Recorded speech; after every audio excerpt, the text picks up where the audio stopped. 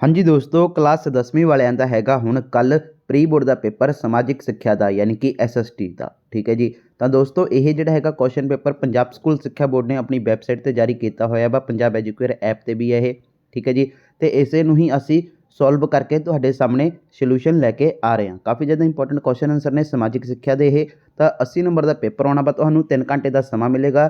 ठीक है जी। तो सब तो पहले आप भाग ऊड़ा देख लेना। तो सब तो पहला प्रश्न की है कि हेठ लिखिया विचों सही विकल्प चुन के लिखो। तो देखो पहला प्रश्न की है कि भारत में किन्ने प्रांत ते किन्ने केंद्र शासित प्रदेश हैं। तो दोस्तों अपने भारत के 28 ਜਿਹੜੇ ਹੈਗੇ ਪ੍ਰਾਂਤ ਨੇ ਤੇ 8 ਕੇਂਦਰ ਸ਼ਾਸਿਤ ਪ੍ਰਦੇਸ਼ ਨੇ। ਠੀਕ ਹੈ ਜੀ। ਤੇ ਇਹ 8 ਕੇਂਦਰ ਸ਼ਾਸਿਤ ਪ੍ਰਦੇਸ਼ ਦੇ ਅੰਦਰ ਚੰਡੀਗੜ੍ਹ ਵੀ ਆਂਦਾ ਵਾ। ਠੀਕ ਹੈ ਜੀ। ਤੇ 28 ਰਾਜ ਨੇ ਯਾਨੀ ਕਿ ਸਟੇਟ ਨੇ। ਠੀਕ ਹੈ ਜੀ। ਇਹ ਆਪਾਂ ਕਹਿ ਸਕਦੇ ਹਾਂ। ਦੂਸਰਾ ਪ੍ਰਸ਼ਨ ਕੀ ਹੈ ਕਿ ਦਮਨ ਤੋਂ ਗੋਆ ਤੱਕ ਦੇ ਤੱਟ ਦੇ ਇਲਾਕੇ ਦਾ ਨਾਮ ਕੀ ਹੈ। ਤਾਂ ਦੋਸਤੋ ਕੋਕਣ। ਠੀਕ ਹੈ ਜੀ। ਤਾਂ ਇਹ ਦੋਸਤੋ ਮੈਨੂੰ ਕੋਕਣ ਹੀ ਲੱਭਿਆ। ਬਾਕੀ ਦੋਸਤੋ ਜਿੱਥੇ ਤੱਕ ਦੇਖਿਆ ਜਾਏ ਤਾਂ ਦਮਨਦੀਪ ਅਗਰ ਲੱਗਦਾ ਤੁਹਾਨੂੰ ਕਿ ਦਮਨਦੀਪ ਅਗਰ ਤੁਹਾਨੂੰ ਪਤਾ ਹੈ ਤਾਂ ਕਮੈਂਟ ਬਾਕਸ ਦੇ ਵਿੱਚ ਜ਼ਰੂਰ ਦੱਸ ਦੇਣਾ। ਜਿੱਥੇ ਤੱਕ ਮੈਨੂੰ ਲੱਗਦਾ ਕਿ ਕੋਕਣ ਹੀ ਹੈਗਾ ਵਾ। ਠੀਕ ਹੈ ਜੀ। ਤੇ ਉਸ ਤੋਂ ਬਾਅਦ ਹੈ ਆਪਣਾ ਅਗਲਾ ਪ੍ਰਸ਼ਨ ਕਿ ਮੌਨਸੂਨ ਦਾ ਜੂਆ ਕਿਹੜੇ ਹੈਗੇ ਆ ਦਸਤਾਵੇਜ਼ ਨੂੰ ਕਿਹਾ ਜਾਂਦਾ ਹੈ। ਠੀਕ ਹੈ ਜੀ। ਤਾਂ ਇਹ ਭਾਰਤ ਦਾ ਬਜਟ ਨੂੰ। ਠੀਕ ਹੈ ਜੀ। ਤੇ ਅੱਗੇ ਹੈ ਦੋਸਤੋ ਆਪਣਾ ਅਸਾਮ ਵਿੱਚ ਕਿਹੜੀ ਜੰਗਲੀ ਜੀਵ ਰੱਖ ਪੈਂਦੀ ਹੈ। ਤਾਂ ਦੋਸਤੋ ਇਸਦਾ ਆ ਜਾਏਗਾ ਕਾਜ਼ੀਰੰਗਾ। ਠੀਕ ਹੈ ਜੀ। ਸੱਸਾ ਆਪਸ਼ਨ। ਅੱਗੇ ਹੈ ਦੋਸਤੋ ਹੇਠ ਲਿਖਿਆਂ ਵਿੱਚੋਂ ਜਿਹੜਾ ਹੈਗਾ ਕਿਹੜਾ ਜਿਹੜਾ ਹੈਗਾ ਵਾ ਕਿਹੜੀ ਕਿਸਮ ਦੋਸਤੋ ਬਜਟ ਦੀ ਕਿਸਮ ਨਹੀਂ ਹੈ। ਤਾਂ ਦੋਸਤੋ ਸਰਕਾਰੀ ਬਜਟ। ਠੀਕ ਹੈ।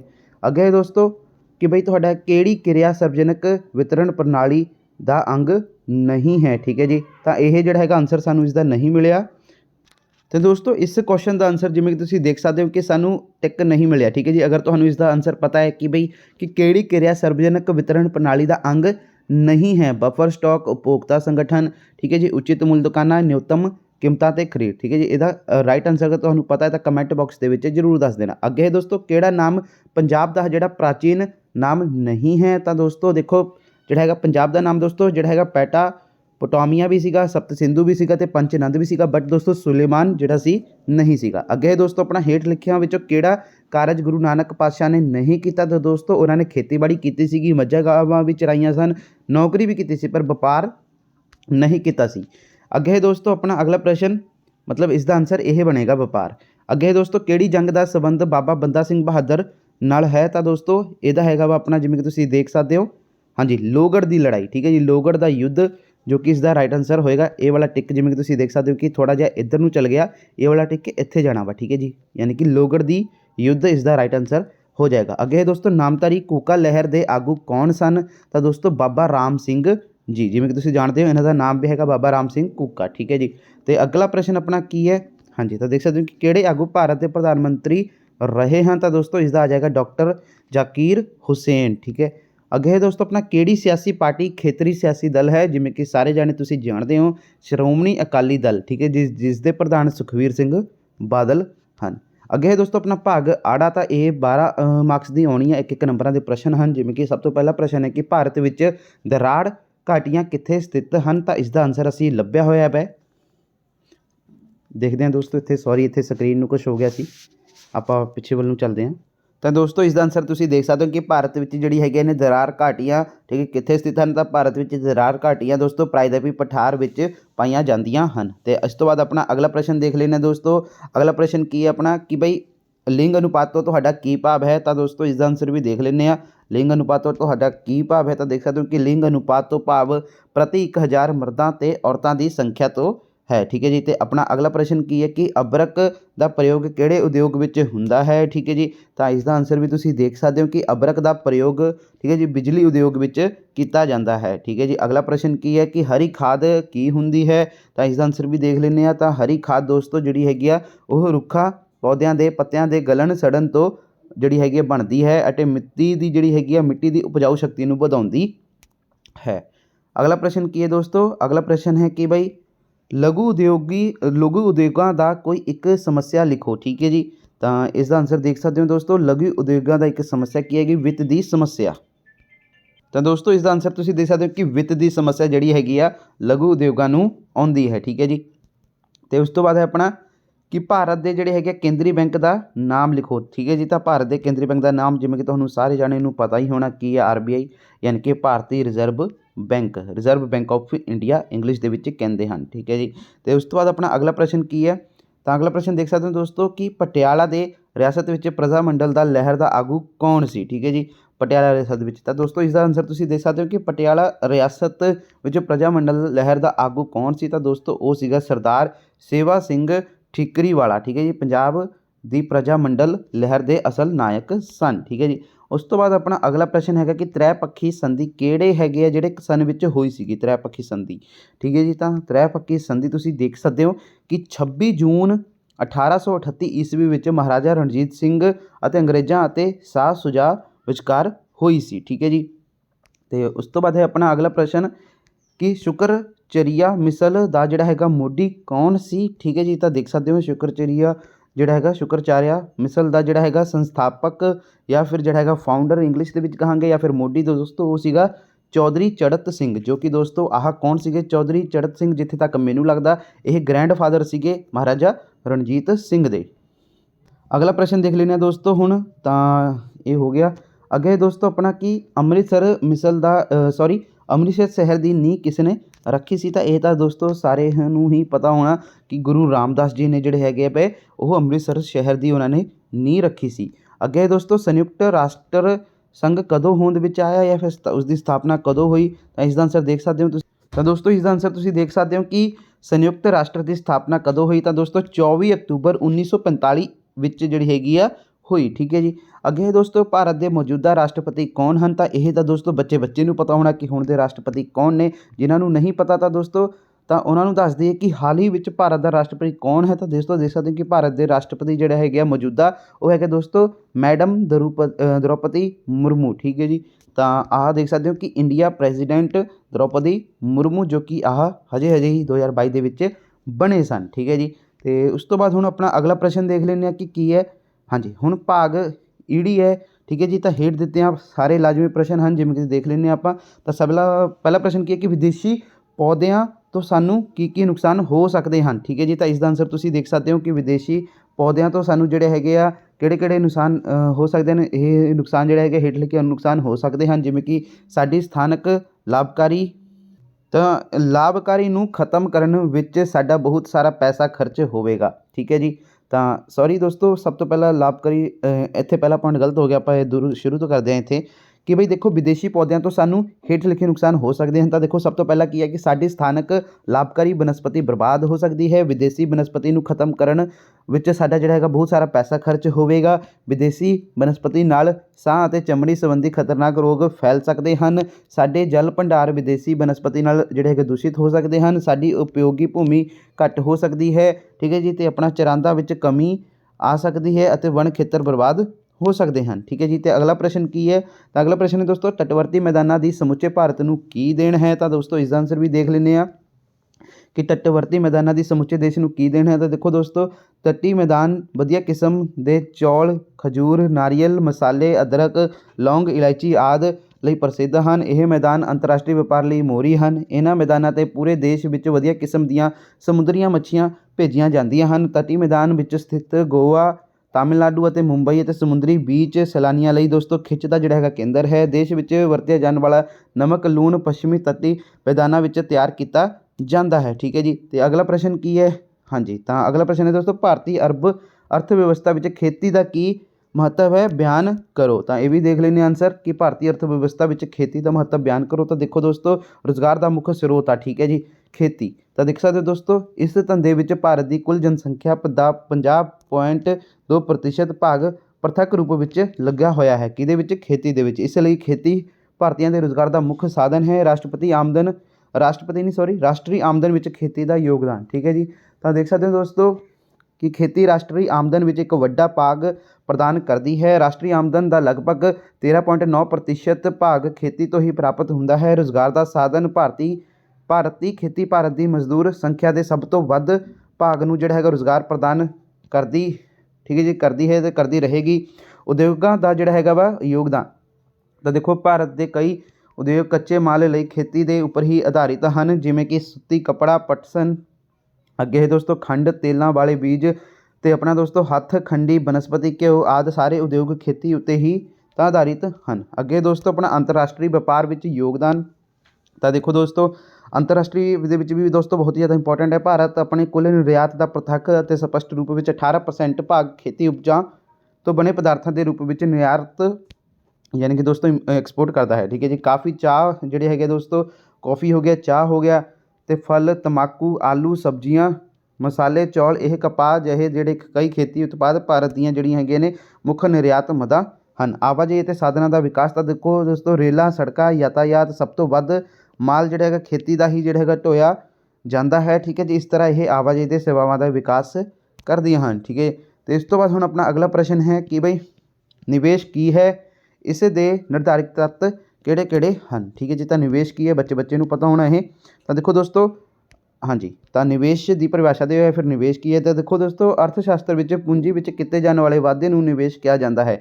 ਇੱਕ ਸਾਲ ਵਿੱਚ ਆਮਦਨ ਕਿਹਾ ਜਾਂਦਾ ਹੈ। ਠੀਕ ਹੈ ਜੀ। ਤਾਂ ਦੂਜੇ ਸ਼ਬਦਾਂ ਵਿੱਚ ਲੇਖਾ ਸਾਲ ਵਿੱਚ ਉਤਪਾਦਨ ਦਾ ਉਪਭੋਗ ਉੱਤੇ ਵਧੇਰੇ ਖਰਚ ਨਿਵੇਸ਼ ਅਖਵਾਉਂਦਾ ਹੈ। ਠੀਕ ਹੈ ਜੀ। ਨਿਵੇਸ਼ ਦੇ ਨਿਰਧਾਰਿਤ ਤੱਤ ਤਾਂ ਦੇਖੋ ਦੋਸਤੋ ਨਿਵੇਸ਼ ਮੁੱਖ ਰੂਪ ਵਿੱਚ ਦੋ ਤੱਤਾਂ ਉੱਤੇ ਨਿਰਭਰ ਕਰਦਾ ਹੈ। ਠੀਕ ਹੈ ਜੀ। ਤਾਂ ਦੇਖੋ ਲਾਭ ਦੀ ਦਰ ਜਾਂ ਫਿਰ ਨਿਵੇਸ਼ ਦੀ ਸੀਮਾਂਤ ਕਾਰਜਕੁਸ਼ਲਤਾ, ਵਿਆਜ ਦੀ ਦਰ ਜਾਂ ਫਿਰ ਨਿਵੇਸ਼ ਦੀ ਲਾਗਤ।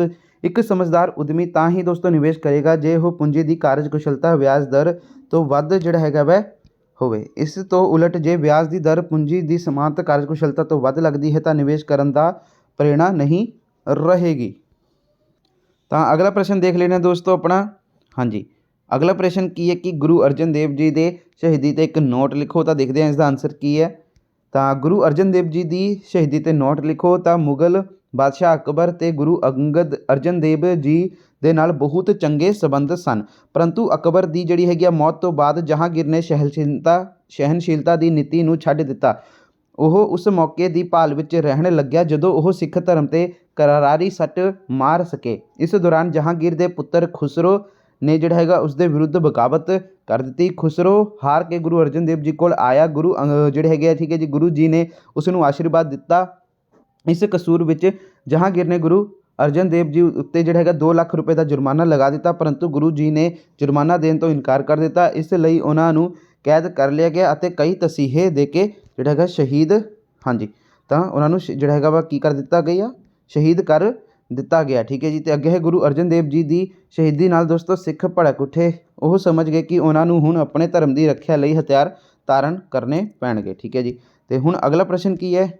ਤਾਂ ਅਗਲਾ ਪ੍ਰਸ਼ਨ ਦੇਖ ਸਕਦੇ ਹੋ ਦੋਸਤੋ ਕਿ ਬਈ ਮਹਾਰਾਜਾ ਦਲੀਪ ਸਿੰਘ ਬਾਰੇ ਤੁਸੀਂ ਕੀ ਜਾਣਦੇ ਹੋ। ਠੀਕ ਹੈ ਜੀ। ਤਾਂ ਮਹਾਰਾਜਾ ਦਲੀਪ ਸਿੰਘ ਬਾਰੇ ਤੁਸੀਂ ਕੀ ਜਾਣਦੇ ਹੋ। ਤਾਂ ਦੇਖੋ ਦੋਸਤੋ ਮਹਾਰਾਜਾ ਦਲੀਪ ਸਿੰਘ ਪੰਜਾਬ ਲਾਹੌਰ ਰਾਜ ਦਾ ਆਖਰੀ ਸਿੱਖ ਹਾਕਮ ਸੀ। ਪਹਿਲੇ ਐਂਗਲੋ ਸਿੱਖ ਯੁੱਧ ਦੇ ਸਮੇਂ ਉਹ ਨਾਬਾਲਿਗ ਸੀ, ਇਸ ਲਈ 1846 ਈਸਵੀ ਦੇ ਪੈਰੋਵਲ ਦੀ ਸੰਧੀ ਅਨੁਸਾਰ ਲਾਹੌਰ ਰਾਜ ਦੇ ਜਿਹੜਾ ਹੈਗਾ ਰਾਜ ਪ੍ਰਬੰਧ ਲਈ ਇੱਕ ਕੌਂਸਲ ਆਫ ਰੈਜੈਂਸੀ ਦੀ ਸਥਾਪਨਾ ਕੀਤੀ ਗਈ। ਇਸ ਨੇ ਮਹਾਰਾਜਾ ਦੇ ਜਿਹੜਾ ਹੈਗਾ ਬਾਲਗ ਹੋਣ ਤੱਕ ਕੰਮ ਕਰਨਾ ਸੀ, ਪਰ ਦੂਜੇ ਐਂਗਲੋ ਸਿੱਖ ਯੁੱਧ ਵਿੱਚ ਸਿੱਖ ਜਿਹੜੇ ਹੈਗੇ ਹਾਰ ਗਏ। ਸਿੱਟੇ ਵਜੋਂ ਮਹਾਰਾਜਾ ਦਲੀਪ ਸਿੰਘ ਨੂੰ ਜਿਹੜੇ ਹੈਗੇ ਦੋਸਤੋ ਗੁਰਗੱਦੀ ਤੋਂ ਉਤਾਰ ਦਿੱਤਾ ਗਿਆ। ਉਸ ਦੀ ਜਿਹੜੀ ਹੈਗੇ 4-5 ਲੱਖ ਰੁਪਏ ਦੀ ਸਾਲਾਨਾ ਪੈਨਸ਼ਨ ਨਿਸ਼ਚਿਤ ਕਰ ਦਿੱਤੀ ਗਈ।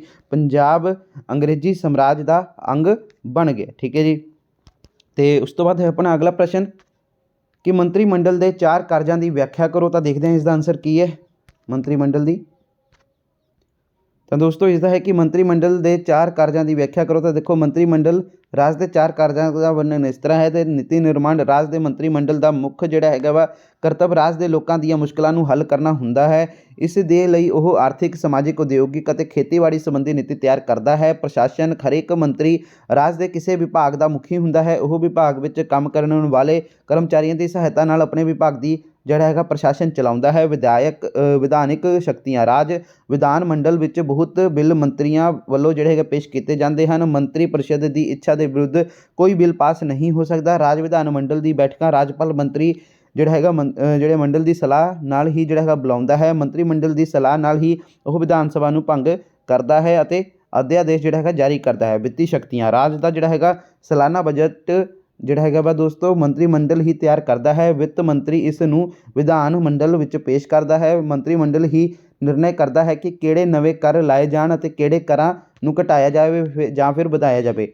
ਧਨ ਦੀ ਵਰਤੋਂ ਕਿਸ ਤਰ੍ਹਾਂ ਨਾਲ ਕੀਤੀ ਜਾਵੇ। ਤਾਂ ਇਹ ਆਨਸਰ ਹੋ ਗਿਆ। ਅਤੇ ਹੁਣ ਅਗਲਾ ਪ੍ਰਸ਼ਨ ਕੀ ਹੈ ਆਪਣਾ ਕਿ ਰਾਜਨੀਤੀ ਦੇ ਨਿਰਦੇਸ਼ਕ ਸਿਧਾਂਤਾਂ ਦਾ ਕੀ ਮਹੱਤਵ ਹੈ। ਤਾਂ ਦੇਖ ਲੈਂਦੇ ਹਾਂ ਇਸ ਦਾ ਆਨਸਰ। ਤਾਂ ਦੇਖੋ ਦੋਸਤੋ ਰਾਜ ਦੀ ਨੀਤੀ ਨਿਰਦੇਸ਼ਕ ਸਿਧਾਂਤਾਂ ਦਾ ਕੀ ਮਹੱਤਵ ਹੈ? ਤਾਂ ਦੇਖੋ ਰਾਜਨੀਤੀ ਦੇ ਨਿਰਦੇਸ਼ਕ ਸਿਧਾਂਤਾਂ ਦਾ ਬਹੁਤ ਮਹੱਤਵ ਹੈ। ਸਾਡੇ ਦੇਸ਼ ਵਿੱਚ ਔਰਤਾਂ ਅਤੇ ਮਰਦਾਂ ਨੂੰ ਬਰਾਬਰ ਅਧਿਕਾਰ ਦਿੱਤੇ ਗਏ ਹਨ। ਤਨਖਾਹ ਦੇ ਪੱਖ ਤੋਂ ਦੋਹਾਂ ਵਿਚਕਾਰ ਜਿਹੜਾ ਹੈਗਾ ਵਿਤਕਰਾ ਖਤਮ ਕਰ ਦਿੱਤਾ ਗਿਆ ਹੈ। ਬਰਾਬਰ ਦੇ ਅਹੁਦਿਆਂ ਲਈ ਬਰਾਬਰ ਤਨਖਾਹ ਦਾ ਪ੍ਰਬੰਧ ਕੀਤਾ ਗਿਆ ਹੈ। ਦੂਸਰਾ ਪੁਆਇੰਟ, ਪਛੜੀਆਂ ਜਾਤੀਆਂ ਯਾਨੀ ਕਿ ਬੈਕਵਰਡ ਕਲਾਸਿਸ ਲਈ ਦੋਸਤੋ ਨੌਕਰੀਆਂ ਦੀ ਵਿਵਸਥਾ ਕੀਤੀ ਗਈ ਹੈ। ਉਹਨਾਂ ਦੇ ਬੱਚਿਆਂ ਨੂੰ ਮੁਫਤ ਜਿਹੜੀ ਹੈਗੀ ਵਿੱਦਿਆ ਦਿੱਤੀ ਜਾਂਦੀ ਹੈ। ਉਹਨਾਂ ਨੂੰ ਵਿਧਾਨ ਸਭਾ ਅਤੇ ਸੰਸਦ ਵਿੱਚ ਵਿਸ਼ੇਸ਼ ਤੌਰ 'ਤੇ ਪ੍ਰਤੀਨਿਧਤਾ ਦਿੱਤੀ ਜਾਂਦੀ ਹੈ। ਲਗਭਗ ਸਮੁੱਚੇ ਦੇਸ਼ ਵਿੱਚ ਮੁੱਢਲੀ ਸਿੱਖਿਆ ਮੁਫਤ ਕਰ ਦਿੱਤੀ ਗਈ ਹੈ। ਚੌਥਾ ਪੁਆਇੰਟ, ਦੇਸ਼ ਵਿੱਚ ਅਜਿਹੇ ਜਿਹੜੇ ਹੈਗੇ ਕਾਨੂੰਨ ਪਾਸ ਹੋ ਚੁੱਕੇ ਹਨ ਜਿਨ੍ਹਾਂ ਰਾਹੀਂ ਜਿਹੜੇ ਹੈਗੇ ਕਿਰਤੀਆਂ ਅਤੇ ਛੋਟੀ ਉਮਰ ਦੇ ਬੱਚਿਆਂ ਦੇ ਹਿੱਤਾਂ ਦੀ ਰਾਖੀ ਕੀਤੀ ਗਈ ਹੈ। ਇਹ ਸਾਰੇ ਕੰਮ ਰਾਜਨੀਤੀ ਦੇ ਨਿਰਦੇਸ਼ਕ ਸਿਧਾਂਤਾਂ ਦੀ ਪ੍ਰੇਰਣਾ ਨਾਲ ਹੀ ਦੋਸਤੋ ਜਿਹੜੇ ਹੈਗੇ ਕੀਤੇ ਗਏ ਹਨ। ਠੀਕ ਹੈ ਜੀ। ਤੇ ਅਗਲਾ ਪ੍ਰਸ਼ਨ ਆਪਣਾ ਹੈਗਾ ਵਾ ਭਾਗ ਸੱਸੇ ਦੇ ਵਿੱਚੋਂ ਦੇਖ ਲੈਂਦੇ ਹਾਂ ਹੁਣ। ਠੀਕ ਹੈ ਜੀ। ਲੌਂਗ ਕੁਐਸਚਨ ਆਨਸਰ 4 ਪ੍ਰਸ਼ਨਾਂ ਦੇ ਉੱਤਰ ਦਿਓ, ਆਪਾਂ ਸਾਰੇ ਹੀ ਕਰਾਂਗੇ। ਤਾਂ ਦੋਸਤੋ ਚਲੋ ਸ਼ੁਰੂ ਕਰਦੇ ਹਾਂ। ਪਹਿਲਾ ਪ੍ਰਸ਼ਨ, ਊਰਜਾ ਦੇ ਜਿਹੜੇ ਹੈਗੇ ਗੈਰ ਪਰੰਪਰਾਗਤ ਸਾਧਨਾਂ ਦੇ ਵਿਕਾਸ ਅਤੇ ਦੋਸਤੋ ਮਹੱਤਵ ਨੂੰ ਵਿਸਥਾਰ 'ਚ ਲਿਖੋ। ਠੀਕ ਹੈ ਜੀ। ਤਾਂ ਊਰਜਾ ਦਾ ਕੀ ਮਤਲਬ ਹੁੰਦਾ ਦੋਸਤੋ?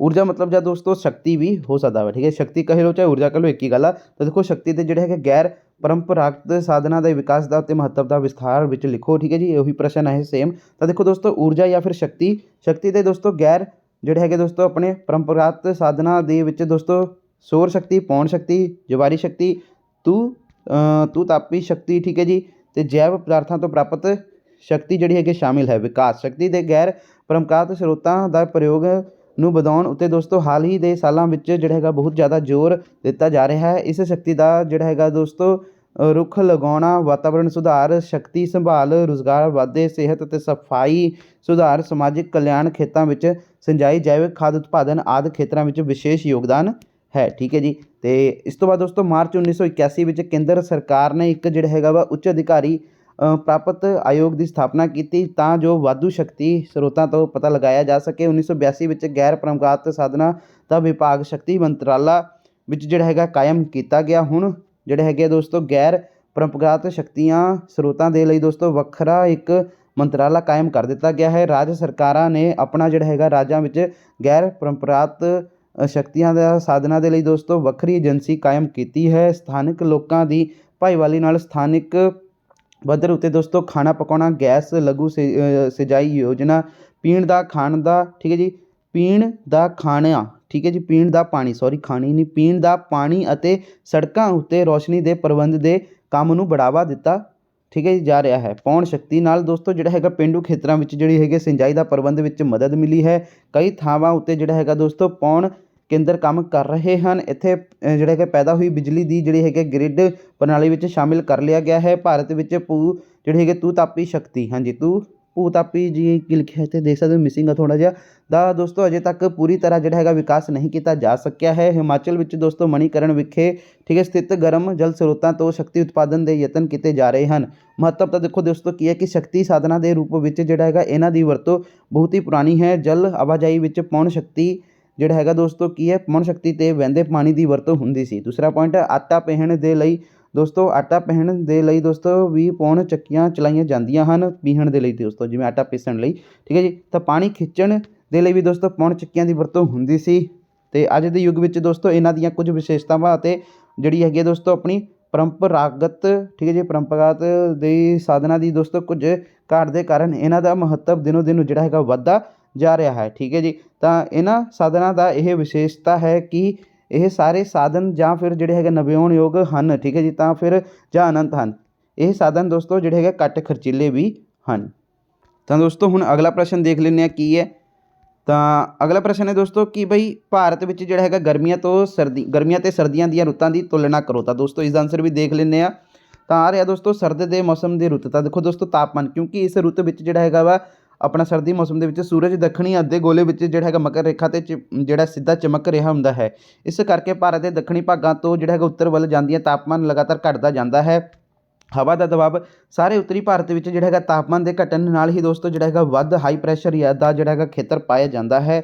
ਠੀਕ ਹੈ, ਪੌਣਾ ਇਸ ਸਮੇਂ ਦੋਸਤੋ ਜਿਹੜਾ ਹੈਗਾ ਵਾ ਮੱਧ ਅਤੇ ਪੱਛਮੀ ਏਸ਼ੀਆ ਦੇ ਖੇਤਰ ਵਿੱਚ ਦਬਾਅ ਦਾ ਕੇਂਦਰ ਹੁੰਦਾ ਹੈ। ਉੱਥੇ ਦੀਆਂ ਜਿਹੜੀਆਂ ਖੁਸ਼ਕ ਅਤੇ ਠੰਡੀਆਂ ਪੌਣਾ ਦਾ ਜਿਹੜਾ ਉੱਤਰ ਪੱਛਮੀ ਭਾਗਾਂ ਦੇ ਰਾਹੀਂ ਜਿਹੜਾ ਹੈਗਾ ਵਾ ਦੇਸ਼ ਦੇ ਅੰਦਰ ਦਾਖਲ ਹੋ ਕੇ ਪੂਰੇ ਵਿਸ਼ਾਲ ਮੈਦਾਨ ਦਾ ਤਾਪਮਾਨ ਕਈ ਦਰਜੇ ਹੇਠਾਂ ਡੇਗ ਦਿੰਦੀਆਂ ਹਨ। 3 ਤੋਂ 5 ਕਿਲੋਮੀਟਰ ਪ੍ਰਤੀ ਘੰਟੇ ਵਿੱਚ ਵਹਿਣ ਵਾਲੀਆਂ ਇਹਨਾਂ ਪੌਣ ਦੁਆਰਾ ਜਿਹੜੀ ਹੈਗੀ ਸ਼ੀਤ ਲਹਿਰ ਦਾ ਜਿਹੜਾ ਜਨਮ ਹੁੰਦਾ ਹੈ। ਵਰਖਾ ਤਾਂ ਦੋਸਤੋ ਸਰਦੀਆਂ ਵਿੱਚ ਦੇਸ਼ ਦੇ ਅੰਦਰ 2 ਸਥਾਨਾਂ 'ਤੇ ਵਰਖਾ ਹੁੰਦੀ ਹੈ। ਦੇਸ਼ ਦੇ ਦੋਸਤੋ ਉੱਤਰੀ ਪੱਛਮੀ ਭਾਗਾਂ ਦੇ ਪੰਜਾਬ, ਹਰਿਆਣਾ, ਉੱਤਰੀ ਰਾਜਸਥਾਨ, ਜੰਮੂ ਕਸ਼ਮੀਰ ਅਤੇ ਉੱਤਰ ਪ੍ਰਦੇਸ਼ ਦੇ ਉੱਤਰੀ ਪੱਛਮੀ ਖੇਤਰਾਂ ਵਿੱਚ ਔਸਤਨ 20 ਤੋਂ 50 ਸੈਂਟੀਮੀਟਰ ਤੱਕ ਜਿਹੜੀ ਹੈਗੀ ਨੇ ਚੱਕਰਵਾਤੀ ਵਰਖਾ ਹੁੰਦੀ ਹੈ। ਕਸ਼ਮੀਰ, ਹਿਮਾਚਲ ਪ੍ਰਦੇਸ਼ ਅਤੇ ਕੁਮਾਊਂ ਦੇ ਪਹਾੜੀ ਭਾਗਾਂ ਵਿੱਚ ਜਿਹੜੀ ਹੈਗਾ ਬਰਫ਼ ਪੈਂਦੀ ਹੈ। ਦੂਸਰੇ ਪਾਸੇ ਦੋਸਤੋ ਤਾਮਿਲਨਾਡੂ ਅਤੇ ਜਿਹੜਾ ਹੈਗਾ ਦੋਸਤੋ ਕੇਰਲਾ ਦੇ ਤੱਟੀ ਭਾਗਾਂ ਦੇ ਉੱਤਰੀ ਪੂਰਬ ਮਾਨਸੂਨ ਪੌਣਾ ਜਿਹੜੀ ਹੈਗੇ ਨੇ ਬਹੁਤ ਹੀ ਜਿਹੜੀ ਵਰਖਾ ਕਰਦੀਆਂ ਹਨ। ਅਤੇ ਅੱਗੇ ਲਿਖਿਆ ਦੋਸਤੋ ਮੌਸਮ ਤਾਂ ਦੇਖੋ ਦੋਸਤੋ ਸਰਦੀਆਂ ਦੀ ਰੁੱਤ ਵਿੱਚ ਮੌਸਮ ਜਿਹੜਾ ਹੈਗਾ ਸੁਹਾਵਣਾ ਹੁੰਦਾ ਹੈ।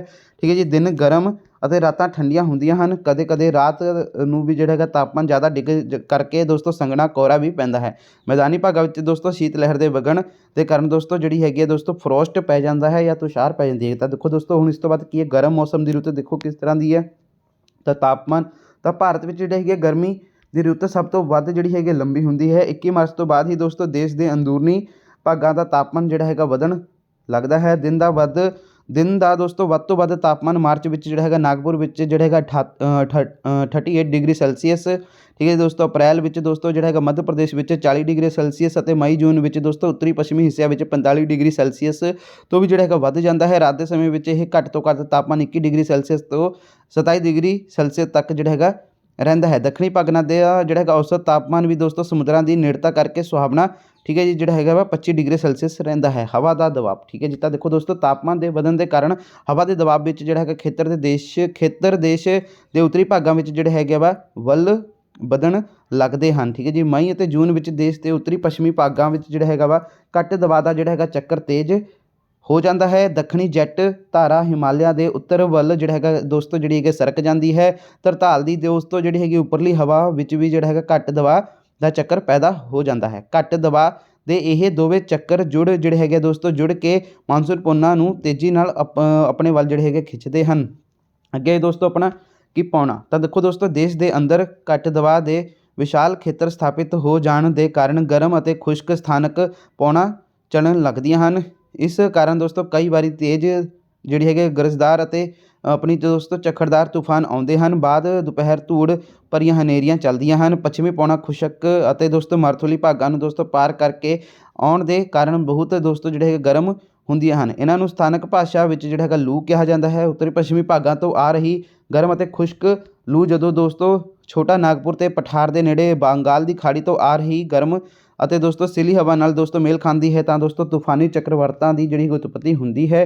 ਇਹਨਾਂ ਚੱਕਰਵਾਤਾਂ ਨੂੰ ਦੋਸਤੋ ਜਿਹੜਾ ਹੈਗਾ ਪੱਛਮੀ ਬੰਗਾਲ ਦੀ ਜਿਹੜੀ ਹੈਗੀ ਕਾਲ ਵਿਸਾਖੀ ਜਾਂ ਫਿਰ ਦੋਸਤੋ ਨੌਰ ਵੈਸਟਰ ਕਿਹਾ ਜਾਂਦਾ ਹੈ। ਅੱਗੇ ਦੋਸਤੋ ਵਰਖਾ ਤਾਂ ਦੇਖੋ ਗਰਮੀ ਦੀ ਰੁੱਤ ਵਿੱਚ ਜਿਹੜਾ ਹੈਗਾ ਪੈਦਾ ਹੋਈ ਚੱਕਰਵਰਤੀ ਘੇਰਿਆਂ ਨਾਲ ਦੋਸਤੋ ਥੋੜ੍ਹੀ ਬਹੁਤ ਵਰਖਾ ਹੁੰਦੀ ਹੈ, ਜਿਸ ਨਾਲ ਲੋਕਾਂ ਨੂੰ ਤੇਜ਼ੀ ਜਿਹੜੀ ਹੈਗੀ ਗਰਮੀ ਤੋਂ ਕੁਝ ਰਾਹਤ ਮਿਲਦੀ ਹੈ। ਪੱਛਮੀ ਬੰਗਾਲ ਵਿੱਚ ਤੇਜ਼ੀ ਵਾਛੜ ਨਾਲ ਹੋਈ ਵਰਖਾ ਬਸੰਤ ਰੁੱਤ ਦੀ ਵਰਖਾ ਅਖਵਾਉਂਦੀ ਹੈ। ਦੱਖਣੀ ਕਰਨਾਟਕ ਵਿੱਚ ਹੋਣ ਵਾਲੀ ਪੂਰਬੀ ਮੌਨਸੂਨ ਵਰਖਾ ਨੂੰ ਸਥਾਨਕ ਭਾਸ਼ਾ ਵਿੱਚ ਅੰਬਾਂ ਦੀ ਵਾਛੜ ਜਾਂ ਫਿਰ ਫੁੱਲਾਂ ਦੀ ਵਰਖਾ ਕਹਿੰਦੇ ਹਨ। ਠੀਕ ਹੈ ਜੀ, ਤਾਂ ਇਸ ਤੋਂ ਬਾਅਦ ਹੁਣ ਆਪਣਾ ਅਗਲਾ ਪ੍ਰਸ਼ਨ ਕੀ ਹੈ। ਹਾਂਜੀ, ਅਗਲਾ ਪ੍ਰਸ਼ਨ ਹੈ ਦੋਸਤੋ ਭਾਰਤ ਵਿੱਚ ਲਘੂ ਅਤੇ ਕੁਟੀਰ ਜਿਹੜੇ ਹੈਗਾ ਉਦਯੋਗਾਂ ਦਾ ਕੀ ਮਹੱਤਵ ਹੈ। ਠੀਕ ਹੈ ਜੀ, ਤਾਂ ਦੇਖਦੇ ਹਾਂ ਇਸ ਦਾ ਆਨਸਰ।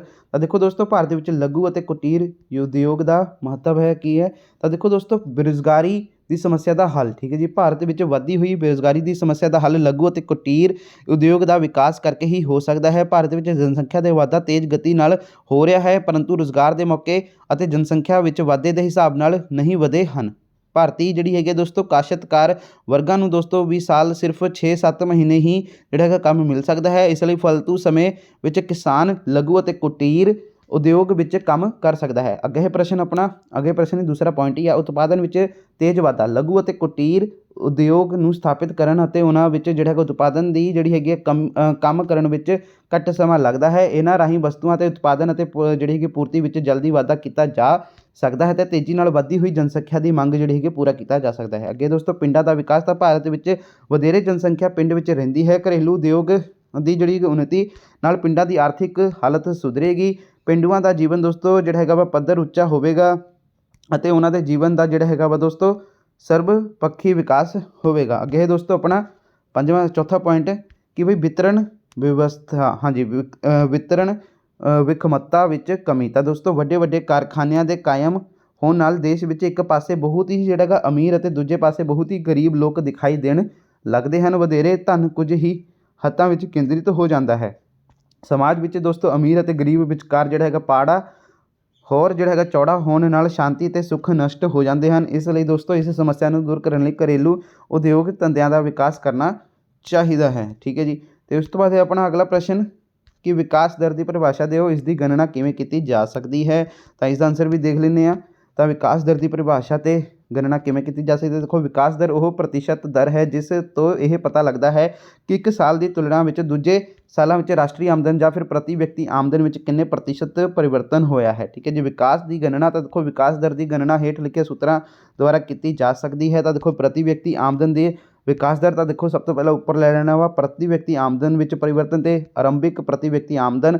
ਵਿਕਾਸ ਦਰ ਦੀ ਦੋਸਤੋ ਗਣਨਾ ਨੂੰ ਇਸ ਉਦਾਹਰਣ ਦੁਆਰਾ ਸਪਸ਼ਟ ਕੀਤਾ ਜਾ ਸਕਦਾ ਹੈ ਕਿ ਮੰਨ ਲਓ 2003 ਵਿੱਚ ਭਾਰਤ ਦੀ ਪ੍ਰਤੀ ਵਿਅਕਤੀ ਆਮਦਨ 10,000 ਰੁਪਏ ਸੀ ਅਤੇ 2004 ਵਿੱਚ ਇਹ ਜਿਹੜੀ ਹੈਗੀ ਵੱਧ ਕੇ 12,000 ਰੁਪਏ ਹੋ ਗਏ। ਸਪਸ਼ਟ ਹੈ ਦੋਸਤੋ ਪ੍ਰਤੀ ਵਿਅਕਤੀ ਆਮਦਨ ਵਿੱਚ ਪਰਿਵਰਤਨ 12,000 ਮਾਈਨਸ 10,000 2,000 ਰੁਪਏ ਹੋਵੇਗੀ। ਠੀਕ ਹੈ ਜੀ। ਤਾਂ ਇਸ ਲਈ ਆਰੰਭਿਕ ਪ੍ਰਤੀ ਵਿਅਕਤੀ ਆਮਦਨ 10,000 ਰੁਪਏ।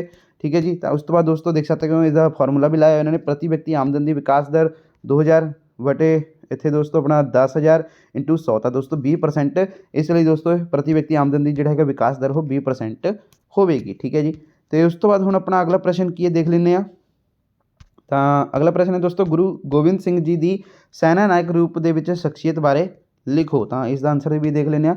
ਆ ਰਿਹਾ ਇਸ ਦਾ ਆਨਸਰ ਗੁਰੂ ਗੋਬਿੰਦ ਸਿੰਘ ਜੀ ਦੇ ਸੈਨਾ ਨਾਇਕ ਦੇ ਰੂਪ ਵਿੱਚ ਸ਼ਖਸੀਅਤ ਬਾਰੇ ਲਿਖੋ। ਤਾਂ ਦੇਖੋ ਗੁਰੂ ਗੋਬਿੰਦ ਸਿੰਘ ਜੀ ਦੀ ਇੱਕ ਕੁਸ਼ਲ ਸੈਨਾਪਤੀ ਅਤੇ ਵੀਰ ਸੈਨਿਕ ਸਨ। ਠੀਕ ਹੈ ਜੀ। ਪਹਾੜੀ ਰਾਜਿਆਂ ਅਤੇ ਮੁਗਲਾਂ ਦੇ ਵਿਰੁੱਧ ਲੜੀ ਗਈ ਹਰੇਕ ਲੜਾਈ ਵਿੱਚ ਉਹਨਾਂ ਨੇ ਆਪਣੇ ਵੀਰ ਸੈਨਿਕ ਹੋਣ ਦਾ ਸਬੂਤ ਦਿੱਤਾ ਹੈ। ਤੀਰ ਚਲਾਉਣ, ਤਲਵਾਰ ਚਲਾਉਣ ਅਤੇ ਘੋੜ ਸਵਾਰੀ ਕਾਰਨ ਦੋਸਤੋ ਉਹ ਜਿਹੜੇ ਹੈਗਾ ਵਿਸ਼ੇਸ਼ ਰੂਪ ਨਾਲ ਨਿਪੁੰਨ ਸਨ। ਗੁਰੂ ਜੀ ਵਿੱਚ ਇੱਕ ਉੱਚ ਕੋਟੀ ਦੇ ਸੈਨਾਪਤੀ ਦੇ ਗੁਣ ਵੀ ਮੌਜੂਦ ਸਨ।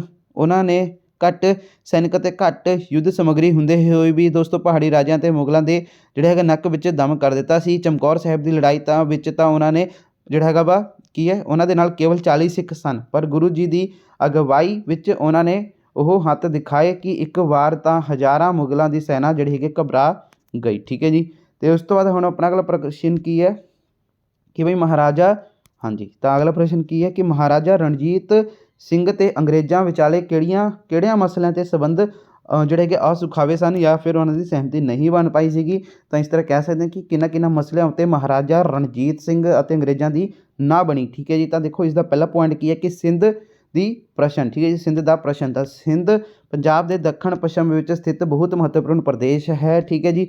ਤਾਂ ਇੱਥੇ ਦੇ ਨੇੜਲੇ ਜਿਹੜੇ ਹੈ ਨੇੜਲੇ ਪ੍ਰਦੇਸ਼ਾਂ ਨੂੰ ਜਿੱਤਣ ਤੋਂ ਬਾਅਦ 1830 ਤੋਂ ਲੈ ਕੇ 31 ਈਸਵੀ ਵਿੱਚ ਮਹਾਰਾਜਾ ਰਣਜੀਤ ਸਿੰਘ ਨੇ ਠੀਕ ਹੈ ਜੀ ਸਿੰਧ ਉੱਤੇ ਕਬਜ਼ਾ ਕਰਨ ਦਾ ਫੈਸਲਾ ਕੀਤਾ, ਪਰ ਭਾਰਤ ਦੇ ਗਵਰਨਰ ਜਨਰਲ ਨੇ ਮਹਾਰਾਜਾ ਦੀ ਇਸ ਜਿਹੜਾ ਹੈਗਾ ਜਿੱਤ ਉੱਤੇ ਰੋਕ ਲਗਾਉਣ ਦੀ ਕੋਸ਼ਿਸ਼ ਕੀਤੀ। ਇਸ ਸੰਬੰਧ ਵਿੱਚ ਉਸ ਨੇ ਦੋਸਤੋ 1831 ਈਸਵੀ ਨੂੰ ਮਹਾਰਾਜਾ ਰਣਜੀਤ ਸਿੰਘ ਨੂੰ ਠੀਕ ਹੈ ਜੀ ਰੋਪੜ ਵਿੱਚ ਮੁਲਾਕਾਤ ਕੀਤੀ। ਮਹਾਰਾਜਾ ਰਣਜੀਤ ਸਿੰਘ ਨਾਲ ਠੀਕ ਹੈ ਜੀ ਰੋਪੜ ਦੇ ਵਿੱਚ ਉਹਨਾਂ ਨੇ ਮੁਲਾਕਾਤ ਕੀਤੀ। ਪਰ ਦੂਜੇ ਪਾਸੇ ਉਸ ਨੇ ਦੋਸਤੋ ਕਰਨਲ ਪੋਟਿੰਗਰ ਨੂੰ ਦੋਸਤੋ ਸਿੰਧ ਦੇ ਅਮੀਰਾਂ ਨਾਲ ਵਪਾਰਕ ਸੰਧੀ ਕਰਨ ਲਈ ਭੇਜ ਦਿੱਤਾ। ਜਦੋਂ ਰਣਜੀਤ ਸਿੰਘ ਨੂੰ ਇਸ ਗੱਲ ਦਾ ਪਤਾ ਲੱਗਿਆ ਤਾਂ ਦੋਸਤੋ ਉਸ ਨੇ ਬਹੁਤ ਹੀ ਜਿਹੜਾ ਹੈਗਾ ਦੁੱਖ ਹੋਇਆ। ਸਿੱਟੇ ਵਜੋਂ ਅੰਗਰੇਜ਼ ਸਿੱਖਾਂ ਸੰਬੰਧ ਦਾ ਵਿੱਚ ਤਣਾਅ ਪੈਦਾ ਹੋਣ ਲੱਗਿਆ। ਅੱਗੇ ਹੈ ਦੋਸਤੋ ਆਪਣਾ ਸ਼ਿਕਾਰਪੁਰ ਦਾ ਜਿਹੜਾ ਹੈਗਾ ਪ੍ਰਸ਼ਨ।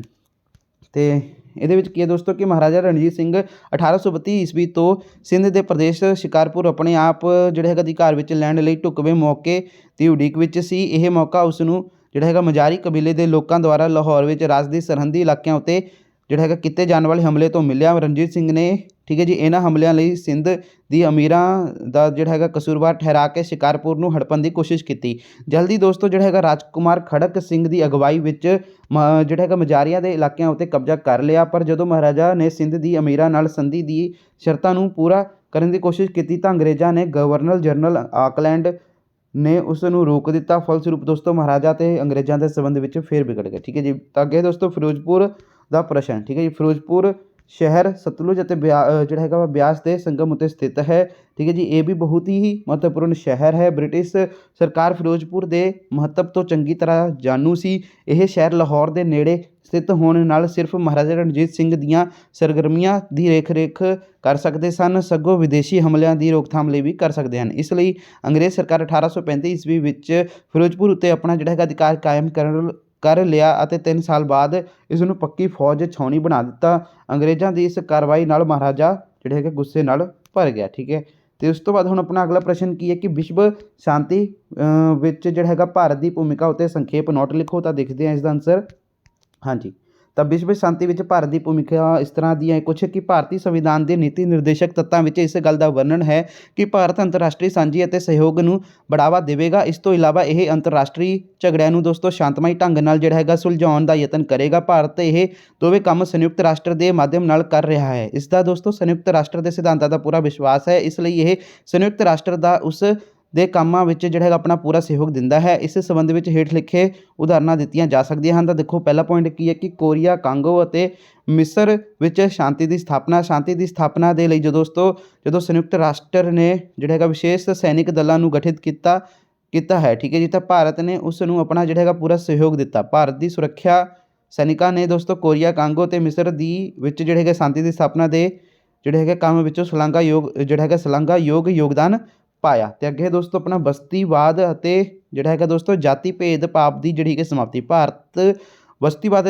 ਅਤੇ ਜਾਤੀ ਭੇਦਭਾਵ ਦਾ ਵਿਰੋਧੀ ਹੈ, ਇਸ ਲਈ ਇਸ ਨੇ ਇਹਨਾਂ ਦੀ ਸਮਾਪਤੀ ਵਿੱਚ ਸੰਯੁਕਤ ਰਾਸ਼ਟਰ ਨੂੰ ਪੂਰੀ ਜਿਹੜੀ ਹੈਗੀ ਮਦਦ ਦਿੱਤੀ। ਅੱਗੇ ਹੈ ਦੋਸਤੋ ਗੁੱਟ ਨਿਰਲੇਪਤਾ ਦੀ ਨੀਤੀ। ਤਾਂ ਭਾਰਤ ਵਿੱਚ ਜਿਹੜੇ ਹੈਗੇ ਵਿਸ਼ੇਸ਼ ਨੀਤੀ ਗੁੱਟ ਨਿਰਲੇਪਤਾ ਉੱਤੇ ਜਿਹੜੀ ਆਧਾਰਿਤ ਹੈ। ਉਹ ਵਿਸ਼ਵ ਦੇ ਕਿਸੇ ਵੀ ਸੈਨਿਕ ਗਠਬੰਧਨ ਵਿੱਚ ਸ਼ਾਮਿਲ ਨਹੀਂ ਹੋਣਾ ਚਾਹੁੰਦਾ ਹੈ, ਠੀਕ ਹੈ ਜੀ। ਤੇ ਇਸ ਤੋਂ ਬਾਅਦ ਹੈ ਦੋਸਤੋ ਆਪਣਾ ਅਗਲਾ ਪ੍ਰਸ਼ਨ ਕਿ ਭਾਰਤੀ ਚੋਣ ਕਮਿਸ਼ਨ ਦੇ ਸੰਗਠਨ ਦੇ ਕਾਰਜਾਂ ਤੋਂ ਜਾਣੂ ਕਰਵਾਓ, ਠੀਕ ਹੈ ਜੀ। ਤਾਂ ਇਸ ਦਾ ਆਨਸਰ ਵੀ ਦੇਖ ਲੈਂਦੇ ਹਾਂ। ਤਾਂ ਇਸ ਦਾ ਆਨਸਰ ਇਹ ਰਿਹਾ ਕਿ ਭਾਰਤੀ ਚੋਣ ਕਮਿਸ਼ਨ ਦੇ ਸੰਗਠਨ ਅਤੇ ਕਾਰਜ 'ਤੇ ਲਿਖੋ। ਤਾਂ ਦੇਖੋ ਦੋਸਤੋ ਸੰਗਠਨ ਭਾਰਤੀ ਚੋਣ ਕਮਿਸ਼ਨ ਦੀ ਨਿਯੁਕਤੀ ਰਾਸ਼ਟਰਪਤੀ ਦੁਆਰਾ ਜਿਹੜੀ ਹੈਗੀ ਕੀਤੀ ਜਾਂਦੀ ਹੈ। ਇਸ ਦੇ ਮੁਖੀ ਨੂੰ ਚੋਣ ਕਮਿਸ਼ਨਰ ਕਹਿੰਦੇ ਹਨ। ਇਸ ਦਾ ਜਿਹੜਾ ਹੈਗਾ ਕਾਰਜਕਾਲ ਰਾਸ਼ਟਰਪਤੀ ਨਿਯਮ ਬਣਾ ਕੇ ਨਿਸ਼ਚਿਤ ਕਰਦਾ ਹੈ, ਜੋ ਕਿ ਦੋਸਤੋ ਅਕਸਰ 6 ਸਾਲ ਹੁੰਦੀ ਹੈ। ਕਾਰਜ ਕੀ ਹੈ? ਚੋਣ ਕਮਿਸ਼ਨ ਦੇ ਮੁੱਖ ਕਾਰਜ ਹੇਠ ਲਿਖੇ ਅਨੁਸਾਰ, ਜਿਵੇਂ ਕਿ ਦੇਖੋ ਚੋਣਕਾਰਾਂ ਦੀ ਸੂਚੀਆਂ ਤਿਆਰ ਕਰਨਾ, ਚੋਣ ਪ੍ਰਕਿਰਿਆ ਦੇ ਵੱਖ-ਵੱਖ ਕਾਰਜਾਂ ਦਾ ਨਿਰੀਖਣ ਕਰਨਾ, ਤੇ ਅੱਗੇ ਦੋਸਤੋ ਆਪਣਾ ਸੁਤੰਤਰਤ ਅਤੇ ਨਿਰਪੱਖ ਚੋਣਾਂ ਕਰਵਾਉਣਾ, ਠੀਕ ਹੈ ਜੀ। ਇਹ ਇਸ ਦੇ ਕਾਰਜ ਹਨ। ਤੇ ਉਸ ਤੋਂ ਬਾਅਦ ਦੋਸਤੋ ਆਪਣਾ ਇਹ ਹੋ ਗਿਆ। ਤੇ ਅੱਗੇ ਦੋਸਤੋ ਭਾਗ ਆਹ, ਠੀਕ ਹੈ ਜੀ। ਪ੍ਰਸ਼ਨ ਪੰਜਵਾਂ ਵਾ ਹੇਠ ਦਿੱਤੇ ਪੈਰੇ ਨੂੰ ਜਿਹੜਾ ਹੈਗਾ ਆਧਾਰਿਤ। ਤਾਂ ਦੋਸਤੋ ਇਹਦੇ ਵਿੱਚ ਕੀ ਹੈ, ਸਿੰਪਲ ਆਹ ਜਿਹੜਾ ਪੈਰਾ ਦਿੱਤਾ ਹੋਇਆ ਨਾ, ਤੁਸੀਂ ਸਭ ਤੋਂ ਪਹਿਲਾਂ ਪੜ੍ਹੋ, ਠੀਕ ਹੈ ਜੀ। ਇਸ ਨੂੰ ਪੜ੍ਹੋ ਚੰਗੀ ਤਰ੍ਹਾਂ। ਹਰੀ ਕ੍ਰਾਂਤੀ ਤੋਂ ਲੈ ਕੇ ਕੀਤਾ ਗਿਆ ਸੀ ਇੱਥੇ ਤੱਕ, ਇਸ ਨੂੰ ਚੰਗੀ ਤਰ੍ਹਾਂ ਪੜ੍ਹੋ, ਫਿਰ ਥੱਲੇ ਪੜ੍ਹੋ, ਠੀਕ ਹੈ। ਫਿਰ ਇਸ ਦੇ ਜਿਹੜੇ ਹੈਗਾ ਥੱਲੇ ਜਿਹੜੇ ਕੁਐਸਚਨ ਲਿਖਿਆ ਨਾ ਉਹਨਾਂ ਦੇ ਆਨਸਰ ਦੇਣੇ, ਜਦ ਤੱਕ ਮੈਂ ਵੀ ਪੜ੍ਹਦਾ। ਤਾਂ ਦੋਸਤੋ ਮੈਂ ਪੜ੍ਹ ਲਿਆ। ਤਾਂ ਦੇਖੋ ਸਭ ਤੋਂ ਪਹਿਲਾ ਪ੍ਰਸ਼ਨ ਕੀ ਹੈ ਕਿ ਕਿਸਾਨਾਂ ਵੱਲੋਂ ਅਪਣਾਏ ਫਸਲੀ ਚੱਕਰਾਂ ਵਿੱਚ ਕਿਹੜੀਆਂ ਅਨਾਜੀ ਫਸਲਾਂ ਸਭ ਤੋਂ ਵੱਧ ਉਗਾਈਆਂ ਗਈਆਂ, ਠੀਕ ਹੈ ਜੀ। ਤਾਂ ਦੋਸਤੋ ਇਹਦੇ ਵਿੱਚ ਦੇਖ ਸਕਦੇ ਹੋ ਕਿ ਫਸਲ ਚੱਕਰਾਂ ਨੂੰ ਅਪਣਾ ਲਿਆ ਤੇ ਉਹਨਾਂ ਲਈ ਦੋਸਤੋ ਜਿਹੜਾ ਹੈਗਾ ਬਹੁਤ ਹੀ ਲਾਭਕਾਰੀ ਹੈ। ਇਹਦੇ ਵਿੱਚ ਦੋਸਤੋ ਸਿਵੇਂ ਮਤਲਬ ਕੀ ਬਣੇਗਾ, ਕਿਹੜੀ ਸਭ ਤੋਂ ਵੱਧ ਫਸਲਾਂ ਉਗਾਈਆਂ ਗਈਆਂ। ਤਾਂ ਦੋਸਤੋ ਕਣਕ ਝੋਨੇ ਦਾ, ਠੀਕ ਹੈ ਜੀ, ਕਣਕ ਝੋਨੇ। ਤੇ ਉਸ ਤੋਂ ਬਾਅਦ ਦੋਸਤੋ ਜਿਹੜਾ ਹੈਗਾ ਕਣਕ ਗੰਨੇ, ਠੀਕ ਹੈ ਜੀ। ਇਹ ਇਸ ਦਾ ਆਨਸਰ ਆ ਜਾਏਗਾ, ਠੀਕ ਹੈ ਜੀ। ਜਿਵੇਂ ਕਿ ਦੋਸਤੋ ਪੰਜਾਬ ਤੇ ਹਰਿਆਣਾ ਦਾ ਦੋਸਤੋ ਉਹਨਾਂ ਦਾ ਆ ਜਾਏਗਾ ਕਣਕ ਝੋਨੇ, ਤੇ ਜਿਹੜਾ ਹੈਗਾ ਪੱਛਮੀ ਉੱਤਰ ਪ੍ਰਦੇਸ਼ ਦੇ ਇਲਾਕੇ ਸੀਗੇ ਜਿਹੜੇ, ਠੀਕ ਹੈ ਜੀ, ਤਾਂ ਉਹਨਾਂ ਨੇ ਦੋਸਤੋ ਕਣਕ ਗੰਨੇ, ਠੀਕ ਹੈ ਜੀ। ਇਹ ਇਸ ਦਾ ਆਨਸਰ ਹੋ ਜਾਏਗਾ। ਅੱਗੇ ਦੋਸਤੋ ਆਪਣਾ ਕਿ ਨਵੇਂ ਫਸਲੀ ਚੱਕਰ ਨਾਲ ਖਾਸ ਕਰ ਕਿਹੜੀਆਂ ਫਸਲਾਂ ਦੇ ਉਤਪਾਦਨ ਦਾ ਨੁਕਸਾਨ ਹੋਇਆ। ਤਾਂ ਦੋਸਤੋ ਇਹਦਾ ਜਿਹੜਾ ਹੈਗਾ ਵਾ, ਜਿੱਥੇ ਤੱਕ ਮੈਨੂੰ ਲੱਗਦਾ ਇਸ ਦਾ ਆਨਸਰ ਇਹ ਬਣੇਗਾ, ਦਾਲਾਂ ਅਤੇ ਤੇਲਾਂ ਦੇ ਬੀਜਾਂ ਵਾਲੀਆਂ ਫਸਲਾਂ ਦਾ ਉਤਪਾਦਨ ਵਿੱਚ ਕਾਫੀ ਘਟਿਆ ਹੈ, ਠੀਕ ਹੈ ਜੀ। ਤਾਂ ਇਹ ਇਸ ਦਾ ਆਨਸਰ ਹੋ ਜਾਏਗਾ। ਬਾਕੀ ਅਗਰ ਦੋਸਤੋ ਤੁਹਾਨੂੰ ਕੋਈ ਸਹੀ ਲੱਗਦਾ ਕਿ ਇਹਦੇ ਵਿੱਚ ਕਿਹੜਾ ਬਣੇਗਾ, ਤੁਸੀਂ ਕਮੈਂਟ ਬਾਕਸ ਦੇ ਵਿੱਚ ਜ਼ਰੂਰ ਦੱਸ ਦੇਣਾ, ਠੀਕ ਹੈ। ਕਿਉਂਕਿ ਦੋਸਤੋ ਮੈਂ ਹਜੇ ਹੀ ਇਹ ਰੀਡ ਕਰਕੇ ਤੁਹਾਨੂੰ ਆਨਸਰ ਦੱਸ ਰਿਹਾ ਵਾ। ਅੱਗੇ ਦੋਸਤੋ ਉੱਪਰ ਪੈਰੇ ਵਿੱਚ ਕਿਹੜੇ ਦੋ ਕੌਮਾਧਾਰੀ ਬਲਾਕਾਂ ਦਾ ਜ਼ਿਕਰ ਹੈ। ਤਾਂ ਦੋਸਤੋ ਇਹਦੇ ਵਿੱਚ ਮੈਨੂੰ ਦੇਖ ਸਕਦੇ ਹੋ ਕਿ ਕੌਮਾਧਾਰੀ ਜਿਹੜਾ ਹੈਗਾ ਪੱਧਰ 'ਤੇ ਭਾਰਤ ਵਿੱਚ, ਇਸ ਦਾ ਜਿਹੜਾ ਹੈਗਾ ਆਨਸਰ ਮੈਨੂੰ ਜਿੱਥੇ ਤੱਕ ਲੱਗਦਾ ਕਿ ਬਲਾਕ ਪੁੱਛਿਆ ਨਾ, ਬਲਾਕਾਂ ਦਾ ਜ਼ਿਕਰ ਹੈ। ਤਾਂ ਇਹਦਾ ਜਿਹੜਾ ਹੈਗਾ ਦੋਸਤੋ ਇੱਕ ਤਾਂ ਹੈਗਾ ਅਮਰੀਕੀ ਬਲਾਕ, ਠੀਕ ਹੈ ਜੀ, ਅਤੇ ਦੂਸਰਾ ਹੈਗਾ ਦੋਸਤੋ ਸੋਵੀਅਤ ਬਲਾਕ। ਤਾਂ ਇਹ ਇਸ ਦਾ ਆਨਸਰ ਜਿੱਥੇ ਤੱਕ ਮੈਨੂੰ ਲੱਗਦਾ ਹੈਗਾ ਵਾ। ਅੱਗੇ ਹੈ ਦੋਸਤੋ ਕਿ ਪੰਜਾਬ ਤੇ ਹਰਿਆਣਾ ਨੇ ਹਰੀ ਕ੍ਰਾਂਤੀ ਦੀਆਂ ਕੀਮਤਾਂ ਜਿਹੜੀ ਹੈਗੇ ਨੇ ਅਦਾ ਕੀਤੀਆਂ। ਤਾਂ ਦੋਸਤੋ ਇਸ ਦਾ ਦੇਖ ਸਕਦੇ ਹੋ ਕਿ ਅਦਾ ਕੀਤੀਆਂ, ਇੱਥੇ ਇਸ ਦਾ ਲਿਖਿਆ ਹੋਇਆ ਵਾ। ਤਾਂ ਦੇਖੋ ਦੋਸਤੋ ਇਹਦੇ ਵਿੱਚ ਇਹਨਾਂ ਨੇ ਲਿਖਿਆ ਹੋਇਆ ਵਾ ਕਿ ਹਾਂਜੀ, ਤਾਂ ਇਸ ਦਾ ਆਨਸਰ ਇਸ ਤਰ੍ਹਾਂ ਬਣੇਗਾ। ਤਾਂ ਦੋਸਤੋ ਇਸ ਦਾ ਆਨਸਰ ਜਿਵੇਂ ਕਿ ਇਹ ਬਣੇਗਾ ਕਿ ਉਤਪਾਦਾਂ ਵਿੱਚ ਕਮੀ ਤੇ ਹਾਂਜੀ। ਤਾਂ ਦੋਸਤੋ ਇਹਦੇ ਵਿੱਚ ਦੇਖ ਸਕਦੇ ਹੋ ਕਿ ਇਸ ਦਾ ਆਨਸਰ ਇਹ ਬਣੇਗਾ ਕਿ ਭੂਮੀ ਦੀ ਉਤਪਾਦਕਤਾ ਵਿੱਚ ਕਮੀ ਤੇ ਜ਼ਮੀਨਦੋਜ਼ ਜਲ ਦੀ ਵੱਡੀ ਕਮੀ ਦੀ ਜੋ ਦੋਸਤੋ ਕੀਮਤ ਪੰਜਾਬ ਅਤੇ ਹਰਿਆਣਾ ਨੇ ਜਿਹੜੀ ਅਦਾ ਕੀਤੀ, ਠੀਕ ਹੈ ਜੀ। ਤਾਂ ਇਸ ਦਾ ਆਨਸਰ ਇਹ ਬਣ ਜਾਏਗਾ। ਤਾਂ ਕੀ ਬਣ ਜਾਏਗਾ, ਦੁਬਾਰਾ ਦੱਸ ਦਿੰਦਾ, ਠੀਕ ਹੈ ਜੀ। ਤਾਂ ਦੇਖੋ ਭੂਮੀ ਦੀ ਜਿਹੜੀ ਹੈਗੀ ਉਤਪਾਦਕਤਾ ਵਿੱਚ ਕਮੀ ਤੇ ਜ਼ਮੀਨਦੋਜ਼ ਜਲ ਦੀ ਵੱਡੀ ਕਮੀ ਦੀ ਜੋ ਕੀਮਤ ਪੰਜਾਬ ਤੇ ਹਰਿਆਣਾ ਨੇ ਅਦਾ ਕੀਤੀ, ਠੀਕ ਹੈ ਜੀ। ਤਾਂ ਇਸ ਦਾ ਆਨਸਰ ਇਹ ਬਣ ਜਾਏਗਾ, ਠੀਕ ਹੈ ਜੀ। ਆਹ ਚੌਥੇ ਦਾ, ਠੀਕ ਬਈ, ਕਿਹੜੀ ਜਿਹੜੀ ਕੀਮਤ ਅਦਾ ਕੀਤੀ ਸੀ, ਉੱਪਰ ਤੁਹਾਨੂੰ ਮੈਂ ਦੱਸ ਦਿੱਤਾ। ਤੇ ਅੱਗੇ ਹੈ ਦੋਸਤੋ ਆਪਣਾ ਭਾਗ ਕੱਕਾ। ਤਾਂ ਦੇਖੋ ਇਹ ਵਿੱਚ ਨਕਸ਼ੇ ਨੇ ਦੋਸਤੋ ਇਹ, ਠੀਕ ਹੈ ਜੀ। ਤਾਂ ਨਕਸ਼ੇ ਦੇ ਵਿੱਚ ਸਭ ਤੋਂ ਪਹਿਲਾਂ ਦੇਖ ਸਕਦੇ ਹੋ ਕਿ ਭਾਰਤ ਦੇ ਖਾਕੇ ਵਿੱਚ ਭਰੋ। ਬੰਗਾਲ ਦੀ ਖਾੜੀ, ਸ਼ਿਵਾਲਿਕ ਪਰਬਤ ਲੜੀ, ਜੈਸਲਮੇਰ ਖੁਸ਼ਕ ਬਨਸਪਤੀ ਖੇਤਰ ਪ੍ਰਮੁੱਖ ਗੰਨਾ ਉਤਪਾਦਕ ਖੇਤਰ ਵੱਧ ਸਾਖਰਤਾ ਵਾਲਾ ਰਾਜ। ਤਾਂ ਦੋਸਤੋ ਇਸ ਦਾ ਵੀ ਆਪਾਂ ਦੇਖ ਲੈਂਦੇ ਹਾਂ। ਤਾਂ ਆ ਰਿਹਾ ਦੋਸਤੋ ਬੰਗਾਲ ਦੀ ਖਾੜੀ, शिवालिक पर्वत, जैसलमेर खुश्क बनस्पति खेतर प्रमुख गन्ना उत्पादक खेतर वध साखरता वाला राज। तो इतने देख सकते हो दोस्तों आ रहा शिवालिक पर्वत श्रेणी आह हो गया दोस्तों, ये इंडिया का मैप आ, ठीक है जी। तो बंगाल की खाड़ी ये हो गई, ठीक है जी। तो उस तो बाद है दोस्तों अपना, हाँ जी, तो थले चलते हैं और गन्ना उत्पादक खेतर, ठीक है जी, आ देख लें। तो बंगाल की खाड़ी दोस्तों, ठीक है जी, अरब सागर ये रहा, ठीक है जी। तो यह दोस्तों सानू कुछ मिला सीगा हिंद महासागर गन्ना पैदा करने वाले प्रमुख खेतर, ठीक है जी, आ है ज्ञान, ठीक है जी, जिमें कि आह दसिया होया गन्ना ਇਹਦਾ निशान भी दिता होया इन्होंने आ रहा गन्ना पैदा करने वाले प्रमुख खेतर ਕਿਹੜੇ ਹਨ। ਤਾਂ ਆਹ ਵਾਲੇ ਹੈਗੇ ਆ, ਠੀਕ ਹੈ ਜੀ, ਆਹ ਵਾਲੇ ਆਹ ਜਿਹੜੇ ਦਿੱਤੇ ਹੋਏ ਆ, ਠੀਕ ਹੈ ਜੀ। ਤਾਂ ਇਹ ਸਾਨੂੰ ਥੋੜ੍ਹਾ ਬਹੁਤ ਜਿੱਥੋਂ ਮਿਲਿਆ ਸੀ ਤੁਹਾਨੂੰ ਦੇ ਰਿਹਾ, ਠੀਕ ਹੈ, ਕੱਢ ਕੇ। ਅਤੇ ਆਹੀ ਕੁਝ ਸਾਨੂੰ ਮਿਲਿਆ ਵਾ, ਠੀਕ ਹੈ, ਜਿਵੇਂ ਕਿ ਸ਼ਿਵਾਲਿਕ ਪਰਬਤ ਦੇ ਸ਼੍ਰੇਣੀ ਹੋ ਗਈਆਂ, ਠੀਕ ਹੈ, ਜੋ ਇਹਦੇ ਵਿੱਚ ਸੀਗੀਆਂ। ਥੋੜ੍ਹਾ ਬਹੁਤ ਹੀ ਮਿਲਿਆ, ਪੂਰਾ ਨਹੀਂ ਮਿਲਿਆ। ਬਾਕੀ ਤੁਸੀਂ ਮੈਪ ਤੁਸੀਂ ਖੁਦ ਹੀ ਕਰ ਲੈਣੇ ਹਨ, ਕਿਉਂਕਿ ਪੁੱਛ ਗਿੱਛ ਕੇ ਟੀਚਰ ਵੀ ਤੁਹਾਨੂੰ ਦੱਸ ਦੇਣਗੇ, ਕੋਈ ਐਡੀ ਵੱਡੀ ਗੱਲ नहीं हैगी, ठीक है जी। तो उस तो बाद दोस्तों अपना अगला हैगा वा, हाँ जी, तो दूसरा हैगा दोस्तों पंजाब के खाके विच भरो। तो देखो गोइंदवाल साहिब, कुरुक्षेत्र, सतलुज दरिया, सरहंद मुक्तसर साहिब, ठीक है जी, पौंटा साहिब, ठीक है जी। तो इसका भी देख लें। तो आ भी दोस्तों सानू प्रॉपर तो नहीं मिले, थोड़ा बहुत ही मिले वा, जिमें कि तुसीं देख सकते हो कि गोइंदवाल हो गया, ठीक है जी, सरहंद हो गया, मुक्तसर हो गया, पौंटा साहिब हो गया, ठीक है जी। तो यह पंजाब के मैप के विच आ, ठीक है जी। तो आ देख सकते हो कि पंजाब के प्रमुख मुख ਜਿਹੜੇ ਕਿ ਇਤਿਹਾਸਕ ਸਥਾਨ, ਠੀਕ ਹੈ ਜੀ। 1947 ਤੋਂ ਪਹਿਲਾਂ ਦਾ ਪੰਜਾਬ ਆ ਇਹ, ਠੀਕ ਹੈ ਜੀ। ਆ ਇਸ ਦਾ ਮੈਪ ਆ। ਅਤੇ ਕੁਐਸਚਨ ਪੇਪਰ ਦੇ ਵਿੱਚ ਕੀ ਸੀਗਾ, ਗੋਇੰਦਵਾਲ ਸਾਹਿਬ ਸੀਗਾ, ਕੁਰੂਕਸ਼ੇਤਰ, ਸਤਲੁਜ ਦਰਿਆ, ਸਰਹੰਦ ਮੁਕਤਸਰ ਸਾਹਿਬ ਅਤੇ ਪੌਂਟਾ ਸਾਹਿਬ, ਠੀਕ ਹੈ ਜੀ। ਆਹ ਕੁਝ ਆਪਾਂ ਨੂੰ ਇੱਥੇ ਮਿਲ ਜਾਣਗੇ, ਜਿਵੇਂ ਕਿ ਗੋਇੰਦਵਾਲ ਵੀ ਆ, ਸਰਹੰਦ ਵੀ ਆ, ਪੌਂਟਾ ਸਾਹਿਬ ਵੀ ਆ, ਮੁਕਤਸਰ ਵੀ ਆ, ਠੀਕ ਹੈ ਜੀ। ਆਹ ਇਹਨਾਂ ਦੇ ਸਥਾਨ ਦਰਸਾਏ ਹੋਏ ਹਨ, ਠੀਕ ਹੈ ਜੀ। ਥੋੜ੍ਹਾ ਬਹੁਤ ਹੀ ਮਿਲਿਆ, ਅਤੇ ਬਾਕੀ ਦੋਸਤੋ ਤੁਸੀਂ ਖੁਦ ਇਹ ਕਰ ਲੈਣਾ ਵਾ ਮੈਪ, ਠੀਕ ਹੈ ਜੀ। ਬਾਕੀ ਐਡੀ ਕੋਈ ਔਖੀ ਗੱਲ ਨਹੀਂ ਕਿ ਟੀਚਰ ਵਗੈਰਾ ਵੀ ਤੁਹਾਨੂੰ ਦੱਸ ਦੇਣਗੇ ਜਦੋਂ ਤੁਸੀਂ पेपर कर रहे होंगे, ठीक है जी।